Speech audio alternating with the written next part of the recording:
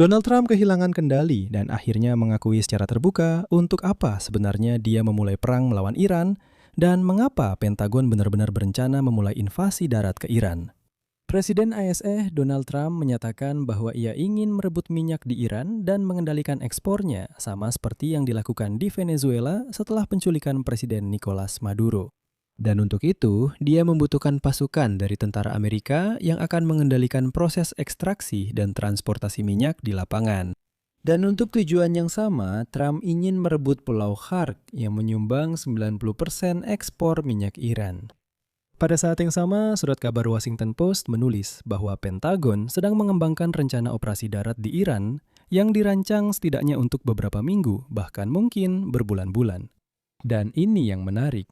Ini bukan tentang invasi skala penuh, melainkan serbuan terarah oleh pasukan khusus dan infanteri yang harus dengan cepat dan efektif merebut infrastruktur minyak negara tersebut.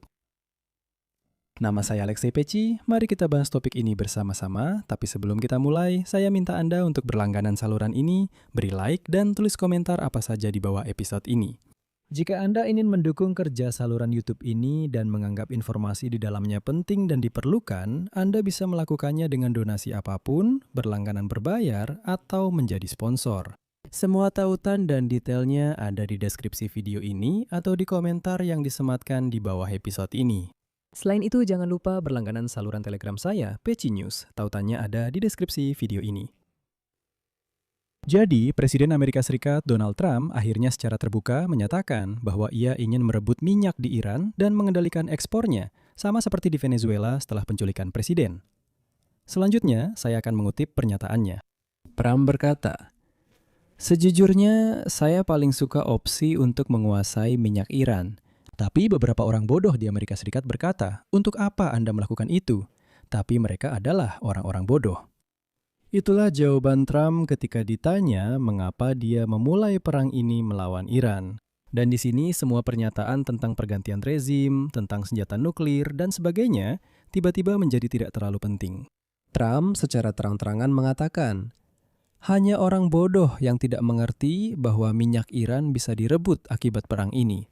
Dan inilah alasan utamanya.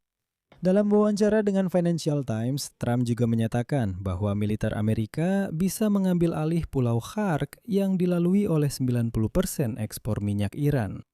Trump yakin bahwa tentara Amerika Serikat akan sangat mudah melakukan hal itu, karena menurutnya Teheran tidak memiliki kekuatan untuk mempertahankan pulau strategis tersebut. Dan jika berhasil merebut Pulau Khark, maka mereka bisa mengatur syarat ekspor minyak Iran.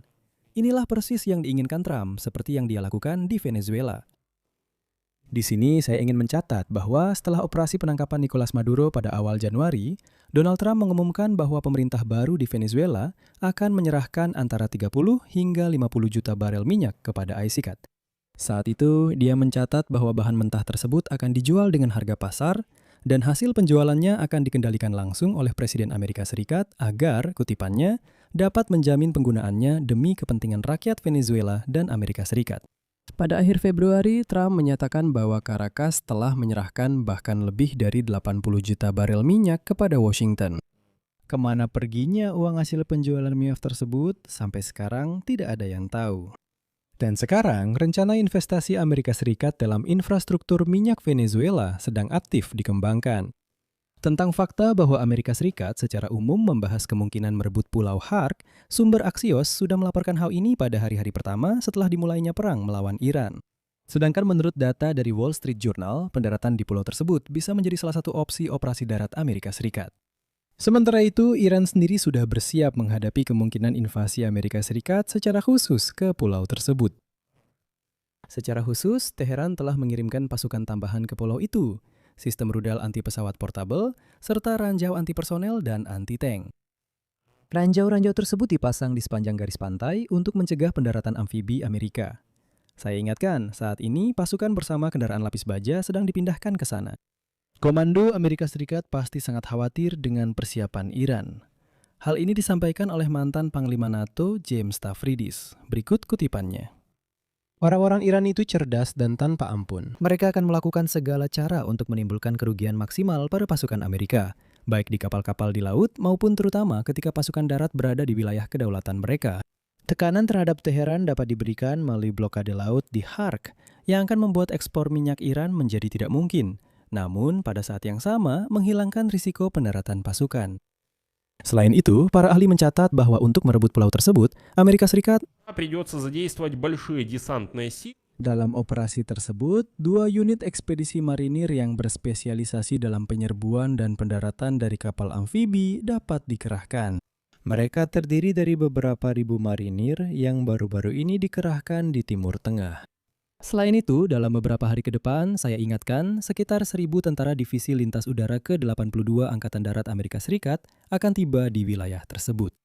Dan sekarang, surat kabar Washington Post melaporkan bahwa Pentagon sedang mengembangkan rencana operasi darat di Iran yang dirancang setidaknya untuk beberapa minggu. Menurut sumber di Pentagon, skenario kunci adalah perebutan Pulau Hark yang menjadi jalur 90% ekspor minyak Republik Islam tersebut. Juga dipertimbangkan serangan di wilayah pesisir Selat Hormuz dengan tujuan mencari dan menghancurkan senjata yang mampu menyerang kapal komersial dan militer di selat tersebut. Dengan demikian, Amerika Serikat dapat mencegah Iran memblokir koridor laut ini yang mengangkut 20% minyak dunia. Dan salah satu pejabat mengatakan bahwa untuk mencapai tujuan ini akan membutuhkan waktu berminggu-minggu. Sementara pejabat lain memperkirakan waktu yang dibutuhkan bisa beberapa bulan. Sementara itu, dari Gedung Putih muncul pernyataan yang saling bertentangan mengenai langkah selanjutnya Amerika Serikat.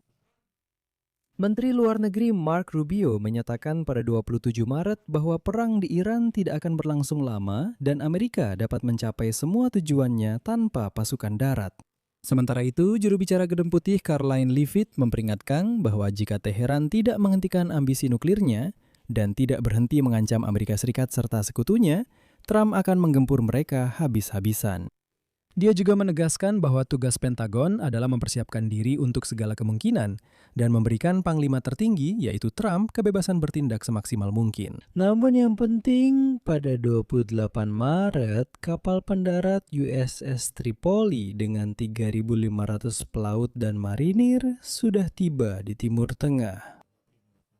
Sebelumnya, ke wilayah tersebut telah dikirimkan satu kelompok yang terdiri dari 3 kapal pendarat USS Boxer, Portland, dan Comstock bersama pasukan divisi lintas udara ke-82. Itu sekitar 4.000 personel militer lagi. Dalam waktu dekat, kapal penjelajah USS New Orleans akan bergabung dengan mereka. Dan nanti, kapal Dock Rushmore yang saat ini berbasis di Jepang, kontingen AS saat ini di Timur Tengah sudah berjumlah 50.000 personel militer. Dan sekarang sangat mungkin seluruh perang ini akan berujung pada perebutan akses ke minyak Iran. Di sini saya akan mengakhiri pembahasan. Tulis pendapat dan kesimpulan Anda di kolom komentar di bawah episode ini. Jangan lupa berlangganan kanal ini, tekan tombol lonceng dan beri like. Ikuti juga kanal Telegram saya. Tautannya ada di deskripsi video ini. Dan jika Anda ingin mendukung kerja kanal YouTube ini, Anda bisa melakukannya melalui donasi atau berlangganan berbayar lewat tautan dan informasi yang ada di deskripsi video atau melalui kode QR di layar Anda. Itu saja dari saya, jaga diri Anda baik-baik, sampai jumpa.